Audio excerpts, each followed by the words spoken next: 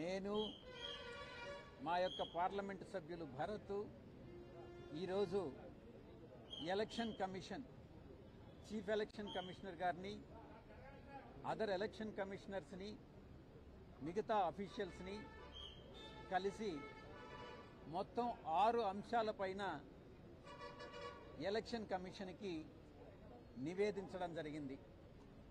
మొట్టమొదటిగా ఈరోజు మాకున్నటువంటి సమాచారం ప్రకారం తెలుగుదేశం పార్టీతో పాటు జనసేన పార్టీ కూడా అన్రికగ్నైజ్డ్ పార్టీ.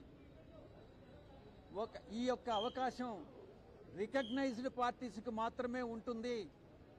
అన్రికగ్నైజ్డ్ పార్టీ అయినటువంటి జనసేనను ఎలా అనుమతించారు అన్నటువంటి విషయాన్ని ఎలక్షన్ కమిషన్ దృష్టికి తీసుకురావడం జరిగింది. జనసేన అన్నటువంటి పార్టీ ఇప్పటి వరకు కూడా వాళ్ళు ఇచ్చినటువంటి రిపోర్ట్ ఎలక్షన్ కమిషన్కి ఇచ్చినటువంటి రిక్వెస్ట్ ప్రకారం అలయన్స్ పార్ట్నర్ కింద తెలుగుదేశం పార్టీ జనసేన పార్టీని అనుమతించమని రిక్వెస్ట్ చేయడం జరిగింది.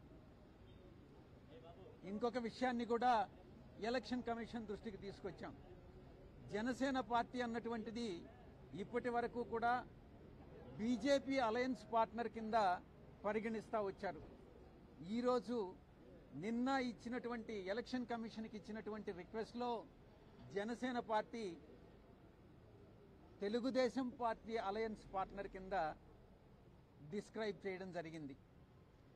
జనసేన పార్టీ ఈరోజు నిజంగా ఆలోచిస్తే బీజేపీతో అలయన్స్ పార్ట్నరా లేక తెలుగుదేశం పార్టీతో అలయన్స్ పార్ట్నరా అన్నటువంటి విషయాన్ని క్వశ్చన్ చేస్తూ ఎలా ఎలక్షన్ కమిషన్ అనుమతించడాన్ని మేము వాళ్ళకి నివేదించాం.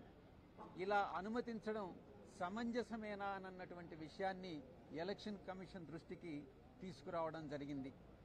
ఇక రెండవ విషయం, జనసేన అన్నటువంటిది అన్రికగ్నైజ్డ్ పొలిటికల్ పార్టీ.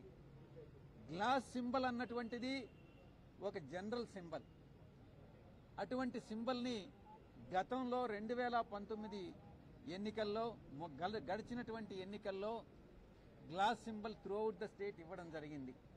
అటువంటి సింబల్ని కామన్ సింబల్ని ఒక పొలిటికల్ పార్టీకి రాష్ట్ర వ్యాప్తంగా కొన్ని స్థానాల్లో 175 స్థానాల్లో కొన్ని స్థానాల్లో పోటీ చేసేటటువంటి ఒక రాజకీయ పార్టీకి ఒక సింబల్ కేటాయించడం జనరల్ సింబల్లో నుంచి అది చట్ట విరుద్ధం అది అన్నటువంటి విషయాన్ని కూడా మేము ఎలక్షన్ కమిషన్కి నివేదించడం జరిగింది.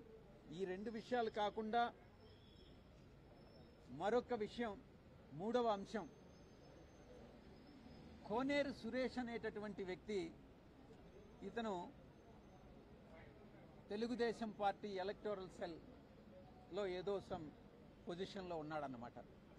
ఇతను ఒక బల్క్ కంప్లైంట్ని, ఒక ఇంచుమించుగా 10 లక్షల పైచిలుకు ఓట్లన్నీ కూడా ఆంధ్ర రాష్ట్రంలో బోగస్ ఓట్లు అన్నటువంటి కంప్లైంట్ని chief electoral officer Andhra Pradesh, chief CEO of Andhra Pradesh కి కంప్లైంట్ ఇవ్వడం జరిగింది. మా యొక్క మొట్టమొదటి ప్రశ్న, CEO of Andhra Pradesh bulk complaint అనేటటువంటి దాన్ని యాక్సెప్ట్ చేయవచ్చా? యాక్సెప్ట్ చేయడం అన్నటువంటి